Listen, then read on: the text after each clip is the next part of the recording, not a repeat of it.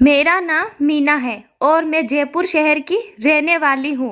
वैसे तो मैं अभी 19 साल की हुई हूँ, लेकिन मेरी अमानत अभी से कूदने और मचलने लगी थी। इसीलिए मैंने इसे अपने चचेरे भाई को ही दे दी। उस समय मैं पहली बार किसी को अपनी अमानत दी थी, इसीलिए मुझे बहुत दर्द हुआ था। वैसे तो समीर भैया मेरे सगे भाई नहीं हैं, लेकिन वे मेरे चाचा के लड़का है। इसीलिए रिश्ते में वे मेरे भाई ही लगते हैं, क्योंकि वे मुझसे उम्र में भी 2 साल छोटे हैं। हम शहर में रहते थे और हमारे चाचा और उनकी फैमिली गांव में रहती थी। इस बार समीर भैया ने 10वीं क्लियर किया था, इसीलिए वे अपनी छुट्टियां मनाने हमारे पास शहर आए थे। जब समीर भैया हमारे घर आए तो मेरे मम्मी पापा भी बहुत खुश हुए, क्योंकि मेरा कोई भाई नहीं है। इसीलिए पापा समीर भैया को ही अपना बेटा समझते थे। समीर भैया शुरू से ही देखने में बहुत सुंदर और उनकी बॉडी भी बहुत अच्छी थी। भैया जब हमारे घर आए तो उस दिन मैंने जींस टॉप पहन रखा था, जिसकी फिटिंग बहुत ही टाइट थी। इसीलिए भैया तो मुझे देखते ही रह गए। उस दिन हम सभी ने बहुत बातें की और मम्मी ने घर में पुलाव बनाया। सभी लोग समीर भैया को लेकर बहुत खुश थे। रात को समीर भैया मम्मी पापा के साथ ही सो गए। मैंने सोचा था शायद वे मेरे कमरे में सोएंगे, लेकिन मम्मी पापा ने उन्हें अपने पास सुला लिया। सुबह भैया लेट ही उठे थे।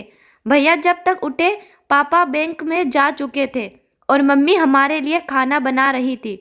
इसीलिए मैं भैया के लिए उनके कमरे में चाय देने के लिए चली गई। मैं सुबह ही नहा धोकर तैयार हो गई थी और मेकअप करके फिटिंग वाला सूट सलवार पहन लिया था। सुबह सुबह मेरे दर्शन करके भैया भी खुश हो गए। उन्होंने देखते ही कहा कि दीदी आप तो एकदम कहर ढा रही हो, आज इतना किसके लिए सजी हो। मैंने भैया से कहा कि और किसके लिए सजूंगी, पागल घर में एक तुम ही तो हो आए हो। तभी भैया बोले कि भला मेरे लिए इतना सजने संवरने की क्या ज़रूरत है, मैं कौन सा तुम्हारा कुछ लगता हूँ। तभी मैंने कहा कि भैया आप तो बुद्धू के बुद्धू ही रहोगे, और फिर मैं उन्हें चाय थमाकर चली गई।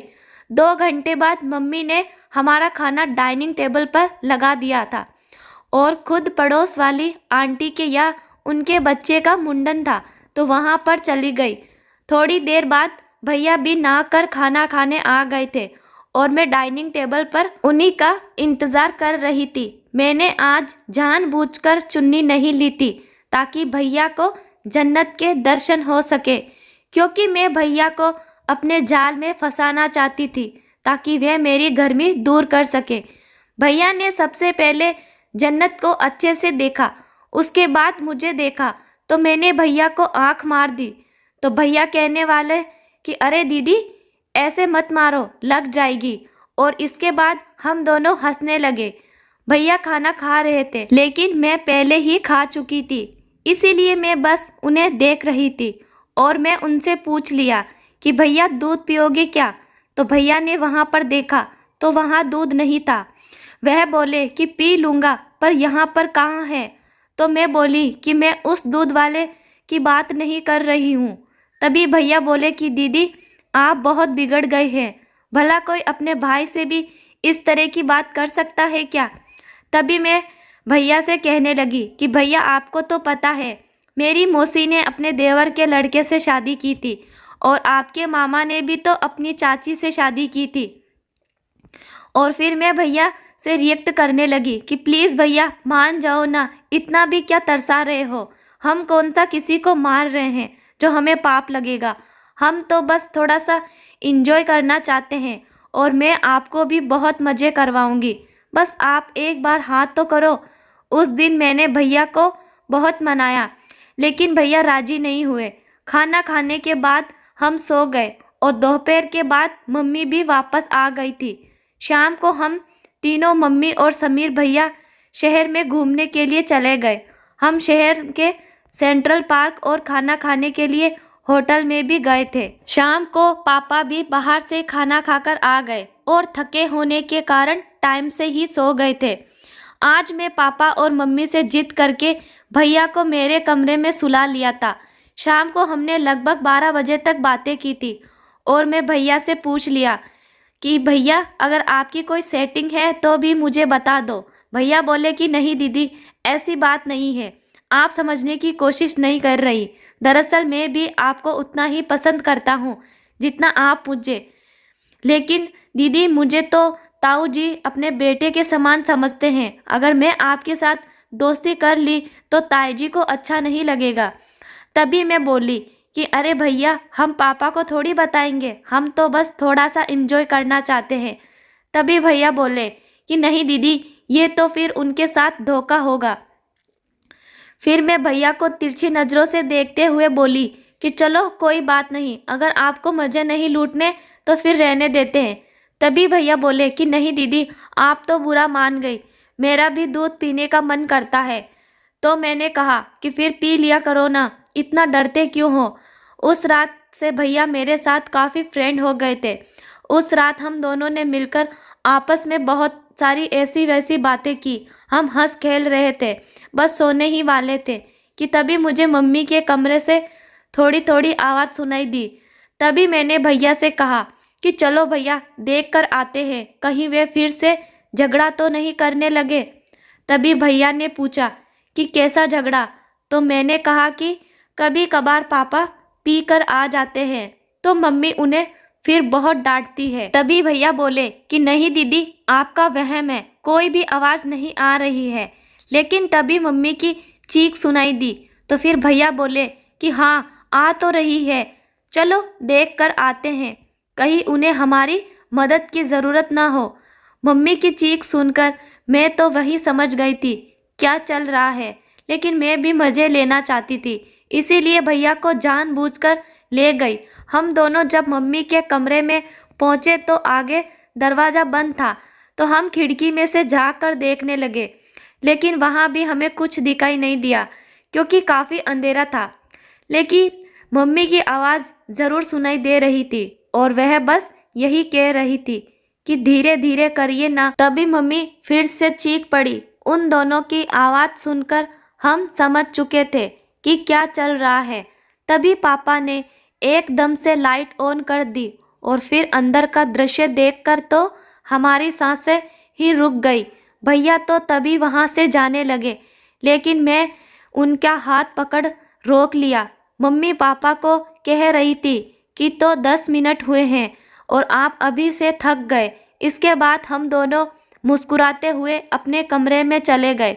अंदर जाते ही समीर भैया बोले कि आप तो बड़ी ही चालू चीज़ हो। तभी मैंने कहा कि इसमें चालू वाली कौन सी बात है, ये सब हुआ तभी तो हम हुए। बस फ़र्क सिर्फ इतना ही है कि हम इन सभी को एंजॉय करते हैं और ये कोई गलत काम तो नहीं। तभी भैया शर्माते हुए बोले कि दीदी मुझे भी भूख लगी है, थोड़ा दूध पीने को मिल जाए। तो तभी मैंने भैया की टांग खींचते हुए कहा कि अच्छा, तो अब तुम्हें दूध भी पीना है। अरे पागल, मैं रिश्ते में तुम्हारी दीदी लगती हूँ और तुम अपनी दीदी से इस तरह की बातें कर रहे हो। मेरा इतनी मजाक करते ही समीर भैया तो पानी पानी हो गए, लेकिन फिर मैं ज़ोर ज़ोर से हंसने लगी। भैया बोले कि बस भी करो दीदी, आप तो हमेशा मुझे डराती रहती हो। तभी मैं बोली कि अच्छा ये लो, पी लो दूध, या कोई शुभ मुहूर्त निकलवाना पड़ेगा। लेकिन भैया शर्मा गए तो वह नहीं पी रहे थे। फिर मुझे लगा कि अब मुझे ही कुछ करना पड़ेगा, तो मैं ही अपने हाथों से भैया को दूध पिलाने लगी। तब मुझे पता चला कि भैया भी कितने भूखे हैं। वह आधे घंटे तक दूध पीते रहे और जब भैया दूध पी रहे थे, मेरी खुशी का तो कोई ठिकाना ही नहीं था। सच बताऊं तो मेरी तो मोटर का पानी ही निकल गया। आधे घंटे बाद भैया बोले कि बस दीदी, अब मुझे और नहीं पिया जाएगा। वास्तव में आज दूध पीकर मज़ा आ गया। मैं तो पहली बार दूध पिया है, बहुत मीठा था। तभी मैं बोली कि इसीलिए तो मैं कह रही थी भैया, अगर आप अपनी दीदी का फ़ायदा उठाना चाहते हो तो उठा लिया करो, वरना ऐसी दीदी हर किसी को नहीं मिलती। तभी मैं भैया से बोली कि अच्छा, अब मुझे घोड़े की सवारी करवाओगे या फिर नहीं। तो भैया बोले कि नहीं दीदी, सवारी तो मैं आपको करवा दूँ, लेकिन मुझे डर लग रहा है, कहीं 9 महीने बाद आपकी सूनी गोद न भर जाए। भैया, ये ऐसी बात सुनकर मैं तो एकदम ही उदास हो गई। बोली कि भैया आप तो बहुत डरपोक हो, कुछ नहीं होगा, जो होगा वो बाद में देख लेंगे। आज मुझे घोड़े की सवारी करने का बहुत मन कर रहा है। मेरे लाख मनाने पर भी भैया नहीं माने। उन्होंने कहा कि नहीं दीदी, कहीं कुछ गलत हो गया तो फिर हमसे नहीं समझेगा। तो काफ़ी देर सोचने के बाद मैं भैया से कहा चलो ऐसा करते हैं, मम्मी के कमरे से जाकर गुब्बारा ले आती हूँ, उसके बाद तो वो करवा दोगे ना। मेरे मुंह से ऐसा सुनकर भैया और भी डर गए। वह बोले कि पागल हो क्या, इतनी रात को, और वह भी ताई जी के कमरे से, आपको तो बिल्कुल भी डर नहीं लगता। मैं जाने ही वाली थी कि तभी भैया ने मेरा हाथ पकड़ा और रोक लिया। बोले कि नहीं दीदी, हम कल बाजार से ले आएंगे। अगर ताई जी जाग गए तो उससे भी बड़ी प्रॉब्लम खड़ी हो जाएगी। आप आज रुक जाओ। तभी मैं मूंदी आवाज़ में बोली कि नहीं भैया, आप बात को समझ नहीं रहे हैं। अब बिल्कुल भी बर्दाश्त नहीं कर सकती, अब तो बस के बाहर हो रहा है।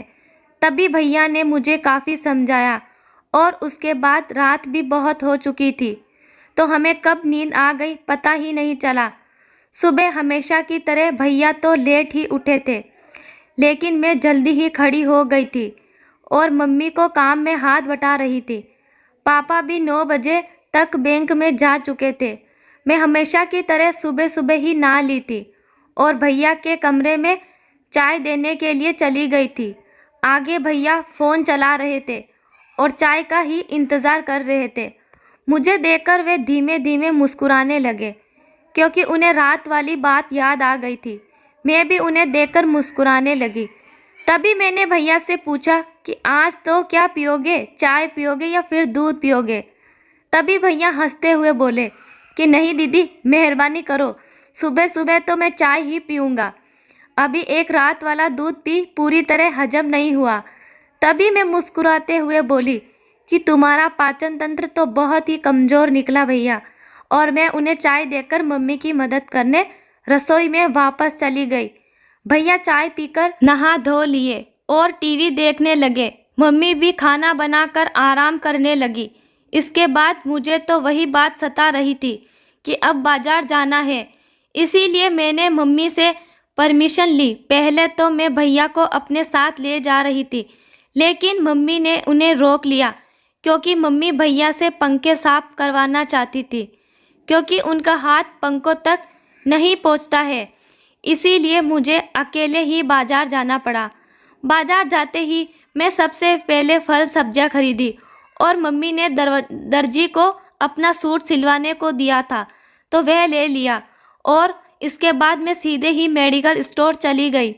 मेडिकल स्टोर में जाने से पहले मैंने दुपट्टे से अपने मुंह को ढक लिया ताकि कोई प्रॉब्लम ना हो। और इसके बाद मैं जाते ही उनसे चॉकलेट वाला गुब्बारा मांग लिया, क्योंकि मुझे चॉकलेट की खुशबू बहुत पसंद थी। मेडिकल वाले भैया ने पहले तो मेरी तरफ देखा, लेकिन उसके बाद बिना कुछ बोले मुझे गुब्बारा दे दिया। इसके बाद मैंने सोचा कि भैया के लिए गोलियां भी ले लेती हूँ, क्योंकि उन्हें देखकर मुझे लग रहा था शायद उन्हें इसकी ज़रूरत पड़ेगी। तो मैं उनसे गोलियां भी मांग ली, लेकिन पता नहीं क्यों उन्होंने मुझे गोली देने से इनकार कर दिया। फिर मैं उनसे ज़्यादा बात नहीं की और गुब्बारा लेकर बाहर आ गई।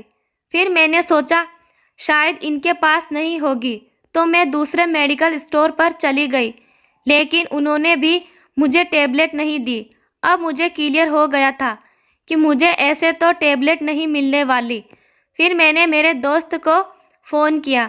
अभिषेक 12th क्लास में मेरे साथ पढ़ता था और वह मुझ पर लाइन मारा करता था, लेकिन उस वक्त पता नहीं मुझे इन चीज़ों में इतनी दिलचस्पी नहीं थी, तो मैंने उसे सिर्फ दोस्त तक ही सीमित रखा। अभिषेक के बड़े भाई का यहाँ पर मेडिकल स्टोर है, लेकिन अभिषेक अब खुद रांची चला गया। अभिषेक को फ़ोन करते ही पहले तो वह मुझे नहीं पहचाना, लेकिन बाद में पहचान गया। जब मैं उनसे टेबलेट के बारे में कहा तो वह एकदम से हैरान हो गया और बोला कि अरे मीना, तुम्हारी शादी कब हो गई?